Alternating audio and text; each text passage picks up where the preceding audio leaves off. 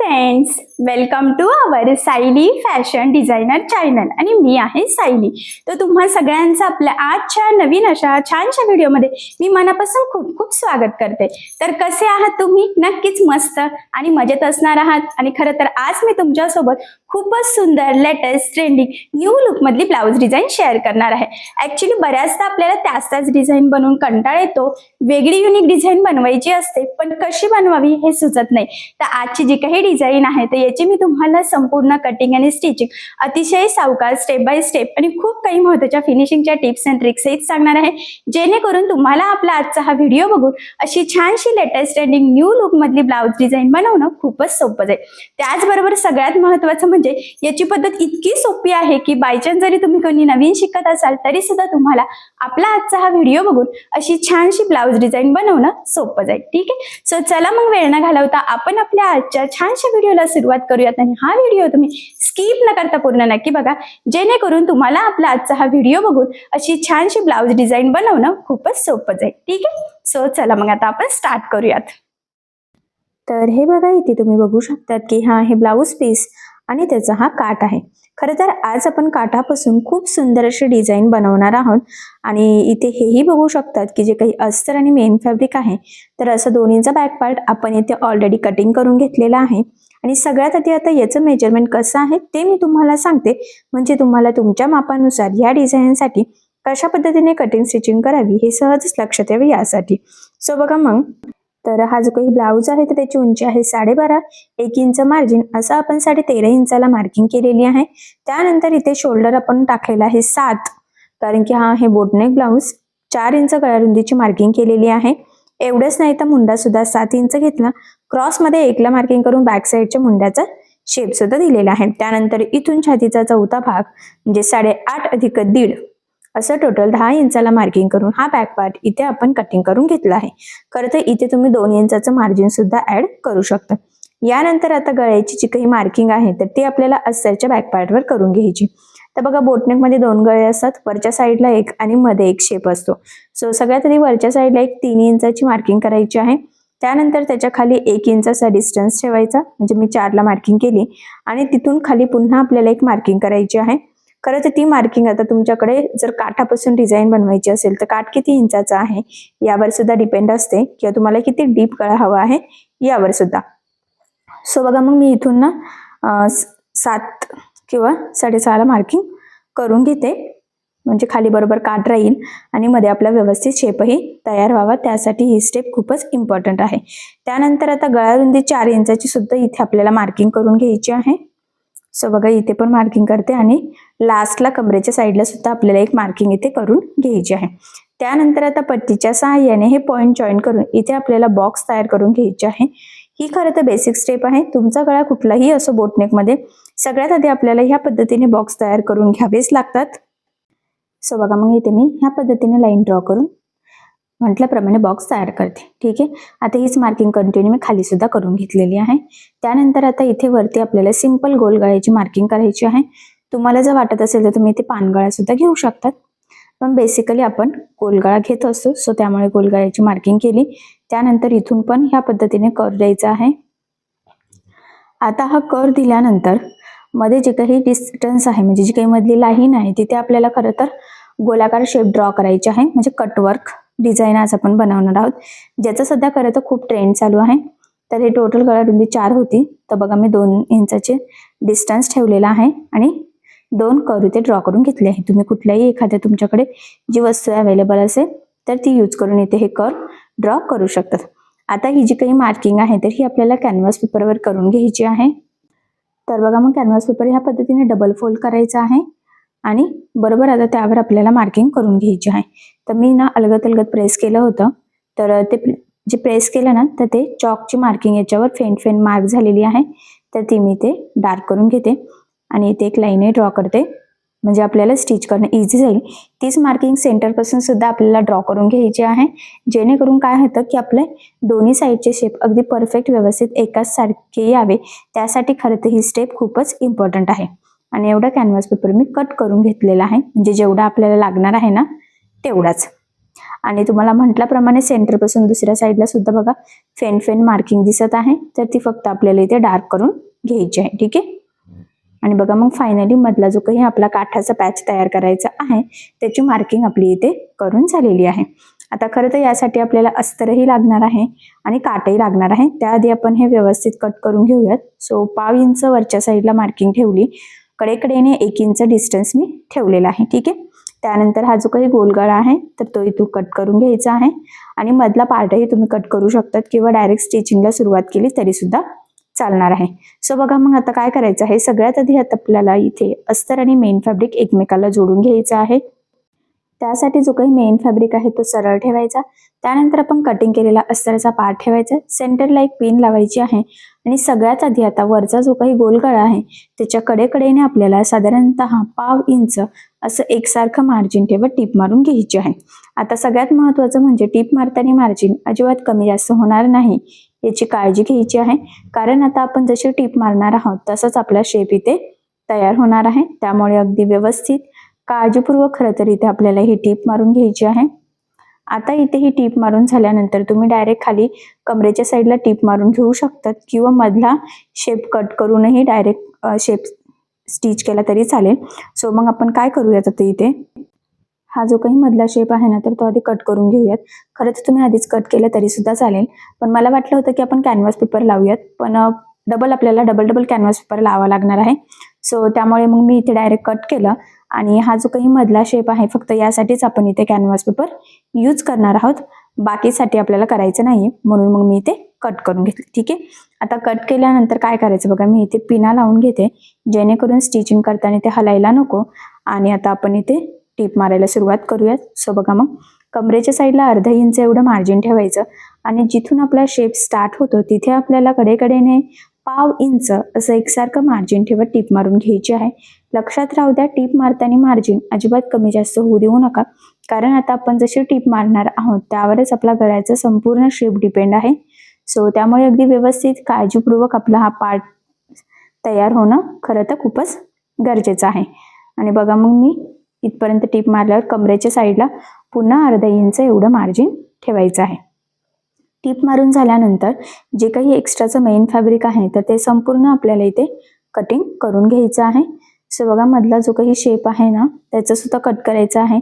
कमरेच्या साईडला जे काही एक्स्ट्राचं आहे ते सुद्धा कट करायचं. एवढंच नाही तर वरच्या गळ्याच्या मध्ये सुद्धा जे काही एक्स्ट्राचं मेन फॅब्रिक आहे तर ते इथे आपल्याला खरं तर कट करून घ्यायचं आहे. सो बघा मग आता हे कट झाल्यानंतर आपल्याला या गळ्याला द्यायचे आहे छोटे छोटे कट्स, म्हणजे हा जो काही शेप आहे याला सुद्धा आणि वरचा जो काही गोलगळा आहे त्याला सुद्धा, म्हणजे ज्यावेळेस आपण हा बॅक पार्ट सरळ करू तर तो प्रॉपर परफेक्ट फिनिशिंग सहित सरळ व्हावा, त्यासाठी खरं तर ही स्टेप खूप इम्पॉर्टंट आहे. जर का आपण त्याला कट्स मारले नाही तर आपल्याला जसा शेप हवा आहे तसा तो येत नाही, बिघडतो. सो त्यामुळे आठवणीने छोटे छोटे कट्स मारून घ्यायचे. आता यानंतर आपल्याला हा पार्ट सरळ करायचा आहे, तर मध्ये जे काही 1 इंचाचं होतं ना फक्त तिथूनच आपल्याला चान्स आहे की हा पार्ट आपल्याला इथे सरळ करता येणार आहे. सो त्यामुळे एखादी शार्प वस्तू तुम्ही इथे घेऊ शकतात. तर मी इथे स्क्रूड्रायव्हर घेतलेला आहे जे मशीन सोबत मिळतं आणि त्याने बघा अलगत एका कोपऱ्याचा पार्ट इकडून मी बाहेर काढला आणि मग अगदी सावकाशपणे आपल्याला हे खेचायचं आहे. खूप जोरामध्ये उडू नका, नाहीतर तिथून शिलाई निघण्याचे चान्सेस असू शकतात. आणि या पद्धतीने आपण हा पार्ट इथे सरळ करून घेतलेला आहे बघा अगदी व्यवस्थित. आणि आता सगळ्यात आधी गळ्याच्या साईडला द्यायची आहे आपल्याला दाबटीप. तर बघा मग आता इथे दाबटीप देताना आपल्याला काळजी घ्यायची आहे की जो काही आपला आतला अस्तरचा कपडा आहे तर तो वरती दिसणार नाही, जेणेकरून आपली गळ्याची फिनिशिंग बिघडायला नको. सो फिनिशिंगसाठी ही खूपच महत्त्वाची टिप्स आहे, तर ही तुम्ही आवर्जून फॉलो करायची आहे. असंही मी संपूर्ण डिझाईन कटिंग स्टिचिंग करताना तुमच्यासोबत खूप काही महत्त्वाच्या फिनिशिंगच्या टिप्स अँड ट्रिक्स शेअर करणार आहे, जेणेकरून तुम्हाला आपला आजचा हा व्हिडिओ बघून फक्त अशी डिझाईन बनवणंच नाही तर ती प्रॉपर परफेक्ट फिनिशिंग सहित कशी बनवावी तर हे देखील सहजच लक्षात यावं. यासाठी कानेकोपरे अगदी व्यवस्थित बाहेर काढून घ्यायचे आणि मग कमरेच्या साईडला सुद्धा दाबटीप द्यायची आणि जो काही आपला कंटिन्यू वरचा शेप आहे तिथे सुद्धा आपल्याला दाबटीप देऊन घ्यायची आहे. एवढंच नाही तर इथे सुद्धा आतला अस्तरचा कपडा वरती दिसणार नाही, तर याची आपल्याला खरं तर इथे काळजी घ्यायची आहे. आणि बघा मग अगदी व्यवस्थित सावकाश खरं तर मी इथे ही दाबटीप देऊन घेतलेली आहे आणि दोन्ही कोपऱ्यातले जे काही कॉर्नर्स आहेत तर ते व्यवस्थित बाहेर आपल्याला काढून घ्यायचे आहे, नाहीतर मग आपली फिनिशिंग बिघडू शकते. सो बघा मग फायनली आपण इथे परफेक्ट अशी दाबटीप देऊन झालेली आहे. बघितल्यावरच लक्षात येते फिनिशिंग अगदी परफेक्ट आलेली आहे, शेपही मस्त आला. त्यानंतर ह्या पद्धतीने अस्तर आणि मेन फॅब्रिक आपल्याला जोडून घ्यायचं. आता हे जोडताना जेवढं शक्य आहे तेवढं कमीत कमी मार्जिन आपल्याला पकडायचं आहे.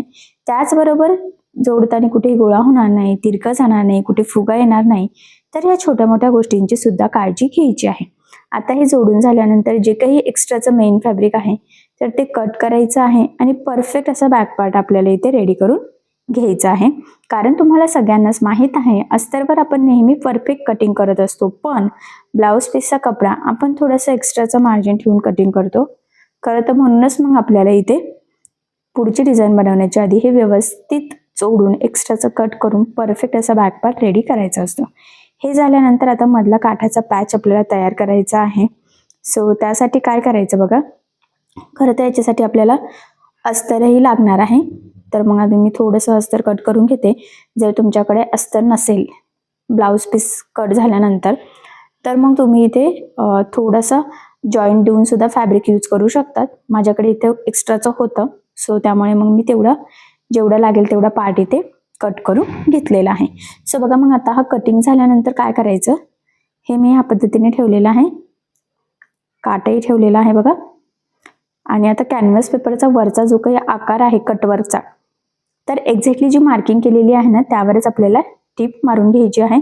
आणि जे एक्स्ट्राचं मार्जिन होतं तिथे स्ट्रेट टीप मारून घेतलेली आहे. ठीक आहे, आता लक्षात राहू द्या टीप मारताना जी मार्किंग आहे एक्झॅक्टली त्यावरच टीप आली पाहिजे. कारण आता आपली जशी टीप येणार आहे तसंच आपला शेप येणार आहे. त्यामुळे मग त्याचा आकार अगदी परफेक्ट येण्यासाठी आपल्याला अगदी सावकाश आणि काळजीपूर्वक इथे या कर्ववर अगदी व्यवस्थितपणे टीप मारून घ्यायची आहे. ठीक आहे, आता ही टीप मारून झाल्यानंतर खाली सुद्धा आपण इथे एक सिंपल टीप टाकून घेऊयात. आता इथे टीप मारून झाल्यानंतर जे काही एक्स्ट्राचा फॅब्रिक आहे तर ते कट करायचं. साईडचं सुद्धा मी कट केलेलं आहे आणि इथलं सुद्धा. ठीक आहे, पण थोडंसं मार्जिन ठेवायचं आहे, जे आपल्याला छोटे छोटे कट्स मारण्यासाठी खरं तर खूपच गरजेचे आहेत. सो त्यामुळे आणि बघा मग मी इथे अगदी व्यवस्थित आणि काळजीपूर्वक खरं तर हे एक्स्ट्राचं कट करून घेतलेलं आहे.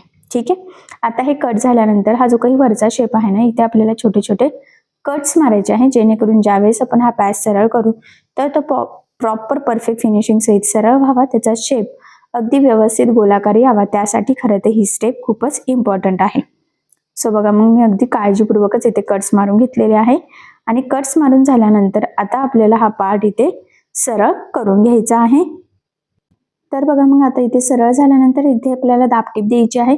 तर सगळ्यात खालच्या साईडला मी इथे दाबटीप देते आणि इथे दाबटीप देताना आतलं फॅब्रिक वरती दिसणार नाही याची आपल्याला काळजी घ्यायची आहे. आता इथे दाबटीप दिल्यानंतर जे काही आपले कर्व शेप आहे कटवर्क डिझाईन, तर तिथे सुद्धा आपल्याला दाबटीप देऊन घ्यायची आहे. ते शेप अगदी व्यवस्थित प्रॉपर वरच्या साईडला आपल्याला काढून घ्यायची आहे. हा पॉईंट इथे खूप इम्पॉर्टंट आहे, सो लक्षात राहू द्या.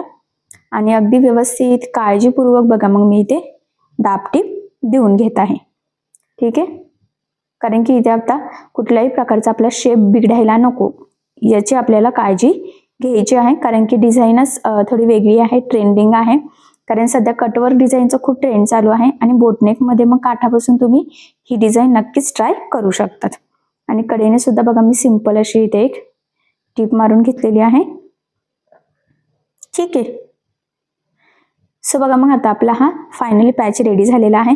आता आतल्या साईडने ना मी थोडंसं अस्तर लावून घेते, म्हणजे नाही लावलं तरी सुद्धा चालणार आहे, पण ते मॅचिंग होणार नाही. सो त्यामुळे मग मी इथे सिंपल अशी एक टीप टाकून अस्तर जॉईन करून घेते. किंवा मग तुम्ही पॅच बनवतानाच एक्स्ट्राचा अस्तर सुद्धा इथे ऑलरेडी जॉईन करून घेऊ शकतात. ठीक आहे, सो चारी बाजूने सिंपल अशी टीप मारलेली आहे. खूप काही लावलं नाहीये, पण हा पॅच लवकर खराब व्हायला नको, त्यामुळे मग अजून आपण इथे एक एक्स्ट्राचा अस्तर लावून घेतलेला आहे. ठीक आहे, आता हा तयार झालेला पॅचवर हा कटिंग केलेला पॅच ठेवून कडेने मार्किंग करायची, म्हणजे बरोबर तेवढाच डिस्टन्स ठेवत आपल्याला हे पार्ट्स जॉईन करता यावे खरं तर यासाठी. ठीक आहे, आणि बघा मग ह्या पद्धतीने व्यवस्थित ठेवून बघायचं आहे, तर अगदी व्यवस्थित सेट होत आहे. सो मग आता आपण इथे टीप मारून हे जॉईन करून घेऊयात.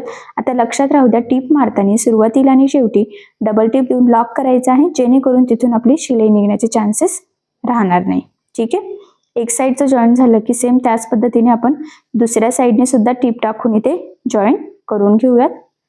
सो बघा मग मी हे अगदी व्यवस्थित इथे पकडलेलं आहे आणि डबल टिप देऊन व्यवस्थित लॉक सुद्धा करून घेते, कारण इथून आपली शिलाई निघायला नको ना, कारण ब्लाऊज कितीही यूज केला तरी सुद्धा. त्यासाठी मग सुरुवातीला आणि शेवटी डबल टिप देणं हा पॉईंट इथे खरं तर मोस्ट इम्पॉर्टंट आहे. फायनली परफेक्ट असा आपण हा पॅच इथे जॉईन केलेला आहे. त्यानंतर आता बॅक साईडला टक्स टाकूयात. सो बघा मग सेंटर पासून 5 इंच, कडेने अर्धा इंच आणि उभा 4 इंचाच्या टक्स पॉईंटची इथे मी मार्किंग केली. एक साईडने मार्किंग केली की सेम त्याच पद्धतीने दुसऱ्या साईडने सुद्धा मार्किंग करायची आणि बरोबर त्याच मार्किंगवर या पद्धतीने फोल्ड करत तिरका टक्स आपल्याला इथे टाकायचा आहे. लक्षात राहू द्या, टक्सला सुरुवातीला डबल टिप देऊन लॉक करायचं. एवढंच नाही तर संपूर्ण टक्सला सुद्धा आपल्याला डबल टिप देऊन घ्यायची आहे. सो बघा मग एक साईडने टक्स टाकून झालेला आहे. सेम त्याच पद्धतीने आता आपण दुसऱ्या साईडने सुद्धा इथे टक्स टाकून घेऊयात आणि इथे सुद्धा मी डबल टिप देऊन घेतलेली आहे. ठीक आहे, सो बघा मग फायनली अशा पद्धतीने आपला परफेक्ट असे दोन्ही साईडचे टक्स टाकलेले आहेत, कारण योग्य पद्धतीने टक्स टाकणं खूप गरजेचं असतं, नाहीतर मग ब्लाऊज फिटिंगला व्यवस्थित बसत नाही, मागच्या साईडला तो तरंगला जातो. सो तसं होऊ नये त्यासाठी अगदी व्यवस्थित आणि काळजीपूर्वक टक्स टाकून घ्यायचे.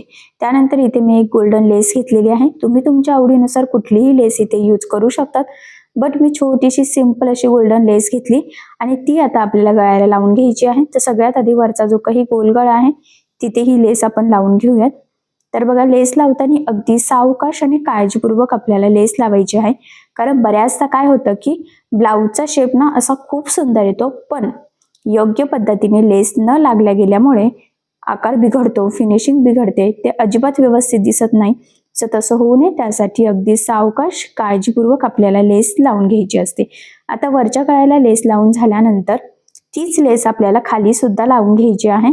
सो तिथे लावताना आता काय करायचं आहे, सगळ्यात आधी ना कमरेच्या साईडने जोडायला सुरुवात करूयात आणि जिथे कानाकोपऱ्या आहेत तिथे अगदी व्यवस्थित क्रॉसमध्ये लेस आपल्याला फोल्ड देखील करून घ्यायची आहे आणि पुन्हा कंटिन्यू वरच्या साईडला जो काही आपला गोलाकार शेप आहे ना, त्या कंटिन्यू पूर्ण शेपला आपल्याला ही लेस इथे जॉईंट करून घ्यायची आहे. सो अगदी व्यवस्थित काळजीपूर्वक, कुठल्याही पद्धतीचा शेप चेंज होणार नाही याचं सुद्धा आपल्याला इथे खरं तर काळजी घ्यायची आहे. आणि तुमच्या इथे हेही लक्षात येईल की लेसमुळे खरं तर आपली ही डिझाईन अजूनच सुंदर अशी उठून दिसणार आहे. सो तुम्ही सुद्धा नक्कीच लेस यूज करू शकता तुमच्या आवडीनुसार, कुठलीही, किंवा कस्टमरच्या चॉईसनुसार, किंवा साडीला मॅचिंग किंवा कॉन्ट्रास्ट कुठलीही. ठीक आहे, सो बघा मग संपूर्ण आपण कंटिन्यू डायरेक्टच इथे जो काही आपला कमरेचा पार्ट आहे तिथे सुद्धा ही लेस लावून घेतलेली आहे. आता सगळ्यात महत्त्वाचं म्हणजे लेस तुमची जाड बारीक कशी असो, शक्य असल्यास दोन्ही साईडनी आपल्याला लेसला डबल टिप देऊन घ्यायची असते. त्याचे 2-3 फायदे असतात. सगळ्यात महत्त्वाचं म्हणजे लेस पॅक लागली जाते, ती वरती तरंगत सुद्धा नाही आणि त्याही पेक्षा मोस्ट इम्पॉर्टंट म्हणजे फिनिशिंग खूप सुंदर येते. ठीक आहे, त्यामुळे आठवणीने लेसला दोन्ही साईडनी टिप देण्याची सवय खरं तर लावूनच घ्यायची. सो बघा मग फायनली वरच्या गळ्याला खाली आपण कंटिन्यू इथे मस्त अशी छान गोल्डन लेस लावलेली आहे. खरं तर गोल्डन लेस इझिली कशावरही मॅच होते आणि फायनली बोटनेक मध्ये आपण काठ वापरून खूप सुंदर अशी लेटेस्ट ट्रेंडिंग न्यू लुक मधली कटवर्क डिझाईन बनवलेली आहे. खरं तर संपूर्ण कटिंग स्टिचिंग मी अगदी सावकाश स्टेप बाय स्टेप आणि खूप काही महत्त्वाच्या फिनिशिंगच्या टिप्स आणि ट्रिक्सही तुमच्यासोबत शेअर केलेला आहे.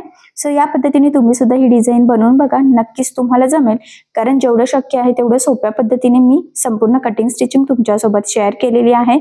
सगळ्यात महत्त्वाचं म्हणजे या छानशा लेटेस्ट ट्रेंडिंग न्यू लुक मधल्या ब्लाऊज डिझाईनमुळे खरं तर आपल्या साडीला आणि ब्लाऊजला खूप सुंदर असं लुक येईल. सो अशी डिझाईन तुम्ही नक्की ट्राय करून बघा. त्याचबरोबर ह्या छानशा नवीन डिझाईनची आयडिया तुम्ही तुमच्या कस्टमरला सुद्धा नक्कीच देऊ शकता. ठीक आहे, सो मग तुम्ही अशी डिझाईन नक्की ट्राय करून बघा. सो बघा मग फायनली किती सुंदर अशी डिझाईन आपली तयार झाली. बघितल्यावरच फिनिशिंग आणि फिटिंगचा अंदाज येतोय. खरं तर संपूर्ण कटिंग स्टिचिंग मी तुम्हाला अतिशय सावकाश स्टेप बाय स्टेप आणि खूप काही महत्त्वाच्या फिनिशिंगच्या टिप्स अँड ट्रिक्स आहेत सांगितलेलं आहे, जेणेकरून तुम्हाला आपला आजचा हा व्हिडिओ बघून अशी छानशी डिझाईन सहज बनवता यावी यासाठी, आणि ह्या डिझाईनमुळे आपल्या साडीला आणि ब्लाऊजला नक्कीच खूप सुंदर असं लुक आहे. त्याचबरोबर या डिझाईनची आयडिया तुम्ही तुमच्या कस्टमरला सुद्धा नक्कीच देऊ शकतात. आय होप सो तुम्हाला आणि तुमच्या कस्टमरला आपली आजची ही डिझाईन सहजच आवडेल. ठीक आहे, सो अशी डिझाईन नक्की ट्राय करून बघा आणि जर तुम्हाला यामध्ये काही प्रॉब्लेम येत असेल तर मला कमेंट करून नक्कीच कळवा. मी तुमच्या प्रश्नाचे उत्तर देण्याचा नक्कीच प्रयत्न करेन. ठीक आहे, सो चला मग भेटूया पुन्हा नवीन अशा छानशा व्हिडिओमध्ये. तोपर्यंत टेक केअर, काळजी घ्या आणि आपला आजचा व्हिडिओ शेवटपर्यंत पूर्ण बघितल्याबद्दल thank you so much. Bye bye.